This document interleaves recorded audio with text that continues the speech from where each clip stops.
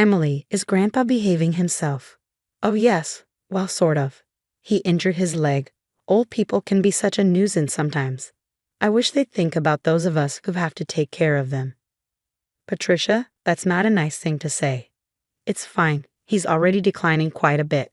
I can't handle the fuss of old people, but you're used to it, so you'll be fine. The other day, my husband's grandfather, Michael, fell in the garden and injured his leg. It's not a serious injury, but he's already 82 years old. Because of his age, we've had him rest in bed just to be safe so it doesn't get worse. My mother-in-law won't even go near him, let alone take care of him. I'm Emily, 30 years old. I got married 3 years ago and live with my husband Daniel's family. My husband was my boss at the company where I worked, a company founded by his grandfather. When I joined 8 years ago, my father-in-law was already the president and my grandfather-in-law was the chairman. But back then, the grandfather was still handling all the important tasks and responsibilities of the company.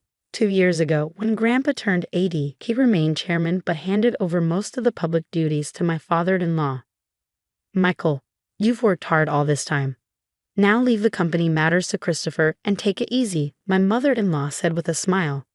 But her words sounded sarcastic to me. Grandfather-in-law is a bit stubborn, but a fair and kind person with a good reputation. In contrast, my father-in-law seemed somewhat immature, never expressing his opinions clearly and utterly unreliable compared to Grandpa. And he always does whatever my mother-in-law says. My grandmother-in-law has already passed away, and I never met her. My husband and I started dating when we worked together on the same product planning team, 3 years after I joined the company. My husband, who was energetically leading the team, seemed reliable to me, though a bit self-righteous. Maybe I felt that way because I lost my father early and grew up with just my mother. My mother also passed away from illness 2 years ago, and now I have no family other than my in-laws. Shortly after I got married, my mother fell ill and needed care, so I quit my job to take care of her. The fact that my husband's family didn't object was probably due to a single comment from Grandpa. It's only natural to take care of the mother who raised you alone. Don't worry and take good care of her. Thanks to that, I was able to be by my mother's side every day for a year, without financial worries, until she passed away. My mother-in-law seemed a bit dissatisfied, but I was truly grateful. However, since Grandpa handed over the company to my father-in-law, everyone's attitudes towards him have gradually changed. They no longer listen to his opinions as much, and I can't shake the feeling that they're treating him carelessly. At first, I thought it was just my imagination, but watching my mother-in-law and husband's behavior, I can't help but feel that way. My father-in-law's attitude is non-committal, but it feels like he's ignoring Grandpa, as if he's no longer needed since he's practically retired. Watching my in-laws' behavior makes me feel somewhat angry. Hey, don't you think your attitude, Patricia, and yours too, is a bit cold towards Grandpa? So what's the big deal? Grandpa tries to talk to you, and you barely respond. You don't even try to help him. Like I have time to deal with old people. You can take care of Grandpa. You're the one with the free time. You don't have to talk like that. Quiet, I'm tired from work. Don't nag me about unnecessary things. This is how it goes. No matter what I say, they won't listen to me. My grandfather-in-law doesn't say anything to his family about this. Now I'm the only one who talks to my grandfather-in-law at home. Grandpa, the weather is nice today. Shall we go for a little walk outside? Your leg seems to be healing well, and I think it will be good rehabilitation. Thank you. Let's go out for a bit then. The two of us went to the park. There were several families with children playing around. My grandfather-in-law looked at the scene with joy. Christopher and Daniel were like that too at times, he said. Grandpa, I was busy with work and couldn't take care of the children much. Maybe that's why I couldn't raise Christopher and Daniel properly, he said, with a slightly sad face, almost like he was talking to himself. Christopher is my father-in-law, and Daniel is my husband. I think about how everyone could be kinder to my grandfather-in-law, but I can't come up with a good idea. But then my in-laws suggested building a house for my grandfather-in-law. This house is over 50 years old, right? The layout is bad. It's hard to use. But instead of spending money on repairs, it would be better to build a new house in a more convenient location. A new house. Michael is getting older, and it's good that he only got injured last time, but we never know what will happen. So let's make the house barrier-free so we won't have trouble if care is needed. I see. We can even put Michael's room in the middle, so everyone can take care of him easily. Yeah, that's not a bad idea. Right, so it's settled then. And Michael, about the cost.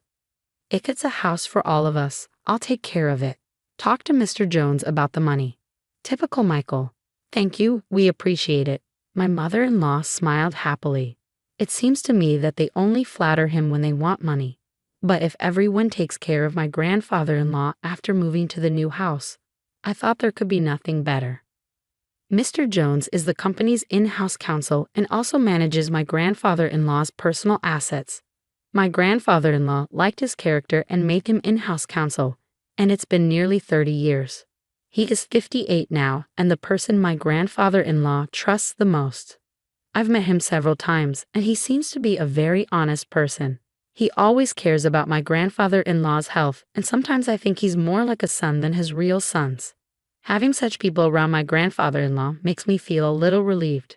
However, I wasn't informed about where or what kind of house was being built, but my mother-in-law seemed very cheerful. The three of them were looking at interior design magazines and discussing various ideas, so it appeared everything was going smoothly. Then something unexpected happened. It was revealed that my grandfather-in-law had a debt of $1.82 million. Wait, what's this about $1.82 million? My grandfather-in-law had become a co-signer for a loan taken out by a friend's company. Unfortunately, the company fell into financial trouble, and the debt became my grandfather-in-law's responsibility. Wait, they're not going to take the house that's under construction, are they?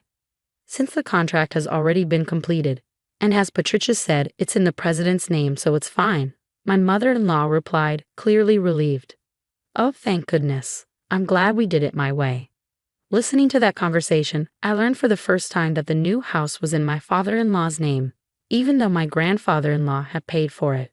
Putting it in my father-in-law's name was just like something my mother-in-law would do. I also couldn't understand why they didn't consider selling the house to help repay the debt. Hey, this debt is Michael's fault, and it has nothing to do with us or the company, right? Well, it was signed in Michael's name. Oh, good, then there's no problem. I couldn't comprehend what was good about it, but since my grandfather-in-law remained silent during the conversation, I didn't intervene either. After all, it's not an amount I could handle. But a few days later, my grandfather-in-law's behavior began to change gradually. Grandpa, what would you like to eat for lunch? Who are you calling Grandpa? I'm only 50. You have no right to call me that. Huh? Sorry, Emily, right? I was lost in thought. At first, I thought you was just deep in thought, but when it happened repeatedly, I began to feel uneasy. Patricia, what are you doing? Where's my meal? Grandpa, I'm Emily. Patricia is your daughter-in-law. You already ate your meal earlier. I didn't eat. Are you trying to starve me? I wondered if my grandfather-in-law's condition was triggered by the $1.82 million debt, and if seeing that none of his family members were trying to help him might have been a double shock. What could I do for him? I tried to take my grandfather-in-law to the hospital, but he refused to go. He might not want to admit that he might have dementia. I didn't want to force him, but I felt helpless on my own. I consulted my husband, but he only replied that it had nothing to do with him.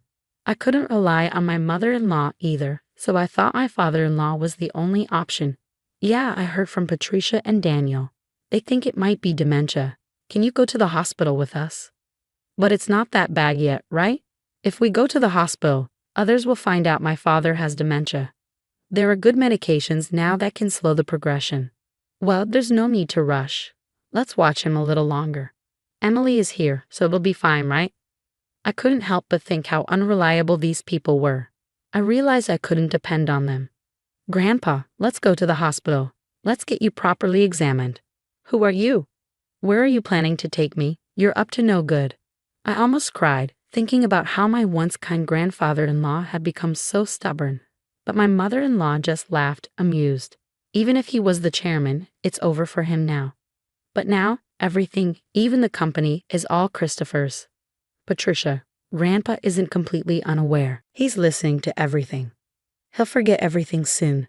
He'll start wandering and dribbling. Just thinking about it gives me chills. He's nothing but a nuisance now. How can you say that? Grandpa has worked hard for the family all his life.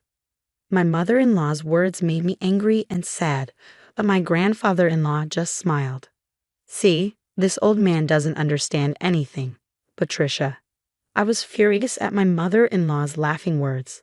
But soon the new house would be ready. Maybe things would change once we moved there. Since it was a house that Grandpa built, the family might show some gratitude and be kind to him. I couldn't completely abandon that faint hope. 2 months later, the house was finally built. For days, I had been forced to pack my in-laws' and husband's belongings, while my father-in-law's and my things were mostly untouched. Even when I tried to pack my things, my in-laws and husband kept giving me tasks, so I couldn't make any progress. But I thought it would be fine to move the small things later since this house wasn't going anywhere. On moving day, after most of the things were moved, I went to call my father-in-law, but my husband said, you and Grandpa can stay here. What? You can stay in this house. We don't need any extra baggage in the new house. In other words, you and Grandpa will live here from now on, and I'll give you Grandpa's debt too. Well, you can at least be a housekeeper. Hey, let's go. Yeah, I'm coming. Good luck with all the debt repayment and live-in care. With those words, my in-laws cheerfully got into the car and left. I was stunned for a while. I couldn't immediately understand what had just happened. Were we just abandoned? And not just me, but my grandfather-in-law too, only they would live in the new house.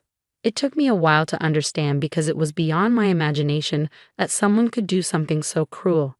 How should I explain this to my grandfather-in-law? I slowly returned to the back room. I didn't mind taking care of my grandfather-in-law at all. That was my intention from the start. As I was about to timidly call out to him, who was sitting with his back to me, he seemed to sense my presence and turned around before I could speak. Have they gone already? My grandfather-in-law's expression as he said that looked completely different from how he had been just months ago. To be frank, he seemed like a different person. I thought maybe a different symptom had emerged, but the next moment my grandfather-in-law smiled. And then his following words surprised me. As I was talking to my grandfather-in-law, Mr. Jones came in. Chairman, have you finished getting rid of the unnecessary staff? Yes, it's all done. Let's go, shall we? Where are we going? Of course, to the new house. I left the house where I had been living, led by my grandfather-in-law, without understanding what was happening. The next month, countless calls came from my mother-in-law and husband. My grandfather-in-law said he wouldn't deal with them anymore, but I answered my husband's call because of the divorce. Hey Emily, is Grandpa with you? When I went to the old house, it was for sale. It's not worth $1.82 million, so you can't repay the debt. Is that why you did that? What do you mean? Put Grandpa on. Dad said he can't get in touch at all. That forgetful old man has done something outrageous. I knew what he was talking about, but I wanted to hear what my husband would say. Grandpa sold the company's stocks to the executive director. Thanks to that, the executive director became the largest shareholder. A shareholders' meeting and board meeting were held, and Dad was dismissed as president. The executive director was well-liked, and perhaps Grandpa believed he was better suited to lead the company. When I heard that Grandpa had sold the company's stocks to the executive director, my husband was outraged. The executive director must have deceived the senile old man into selling the stocks. This is invalid, he exclaimed. You seem to be misunderstanding something, I replied calmly. Grandpa doesn't have dementia. If anything, he's more coherent now than he's been in years. What? My husband was in disbelief. Until that moving day, I had also believed my grandfather-in-law was suffering from dementia. But it turned out that Grandpa had been suspicious ever since my mother-in-law mentioned building a new house to live with him. So he devised a plan. He pretended to have dementia to observe how my in-laws and husband would react. As expected, they revealed their true colors one by one. In the end, they left my grandfather-in-law and me behind. I struggled to hold back my laughter because everything went exactly as I expected. Grandpa said with a grin. I was surprised, relieved, and a little conflicted. To deceive the enemy, you must first deceive your allies, Grandpa said with a laugh. He had been receiving regular updates on the company's operations from the executive director and Mr. Jones. With Grandpa stepping back, my father-in-law and husband had taken control. Acting self-righteously and ignoring the employees' opinions, hosting lavish parties at the company's expense. Grandpa had handed over the company to my father-in-law, but grew increasingly concerned about its future. In the end, he decided he couldn't trust his son with the company and transferred it to the executive director instead. What about the $1.82 million debt? I asked, concerned. That's gone now, Grandpa replied. I did co-sign a loan for a friend's son, but I also own personal assets that far exceed that amount. After stepping back from the company's operations, I invested in real estate and made a considerable profit. But if I had told them that, it would have been clear my mother-in-law and husband would target it. That's why I only talked about the debt. The friend in question was the son of a benefactor who had helped my father-in-law when he was young. Moreover, the countryside land owned by the friend's son was being developed into a resort, and he had sold it at a high price, so there was no longer a need to take on the debt. You're kidding, my husband stammered.